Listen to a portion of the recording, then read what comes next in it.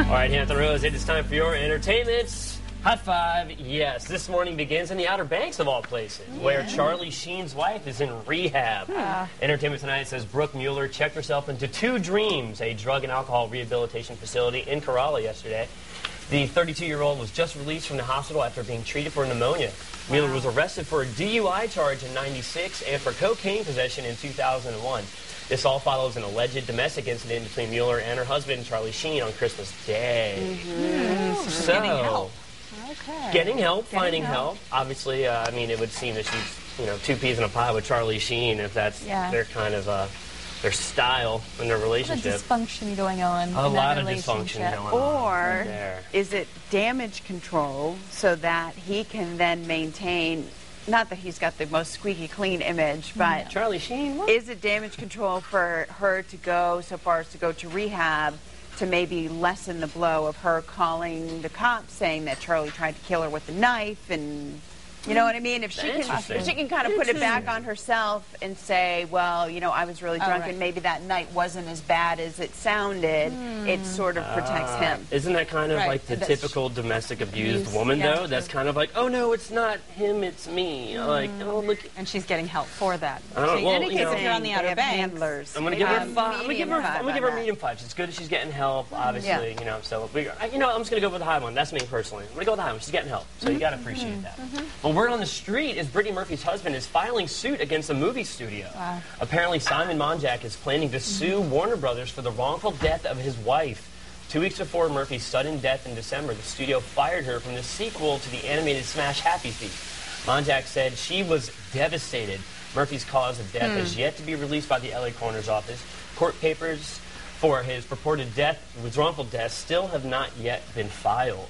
So there's some extra drama in that one. It's just sad. Such a sad story. Every time I see it, it just tugs at my heart. I love her. Yeah, it's interesting though. I mean, like, getting fired obviously can cause a lot of stress. Sure, but not. Is he suggesting that she took her own life? Is that what he's suggesting? That that's she's depressed enough to do? Well, according to what we know, she died of natural causes, a heart attack, as of right now. But they're still waiting on like toxicology reports. But it's interesting. It seems like he's suggesting that may have led to some instability within her. Possibly. Yeah. The loss of her job. Getting fired. That's not. I don't know how to go. I'm going to go with the medium one on that one. We're going to have to see how that one pans out. It looks like there's kind of a low. It's work to meet you halfway. I'm going to go low on that. It's kind of low on that one. Yeah. There were a lot of things. All right. Well, things have gotten ugly on ABC. Yes. The network is canceling Ugly Betty. The hour-long show is currently in its 4th season. Betty, played by America Ferrera, actually won a Golden Globe. And the series is about a woman struggling as an editor at a fashion magazine. Part of the problem may be that it's shifted time slots several times over the year.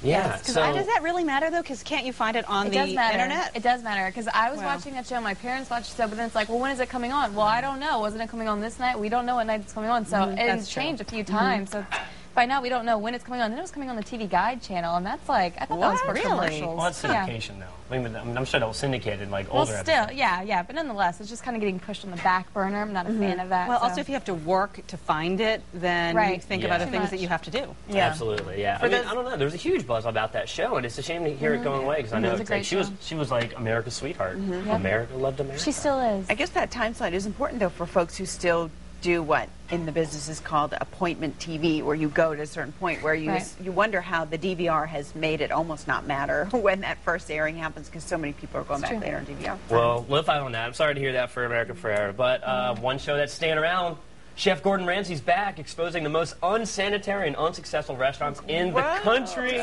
In the season premiere of Kitchen Nightmares, the British chef visits the Hot Potato Cafe in Philadelphia, where he samples the hot potato soup. Ramsay brings his signature gruff attitude to this restaurant staff, and it looks like he's dishing out the cold, hard truth about their future. The season premiere of Kitchen Nightmares airs this Friday right here on Fox.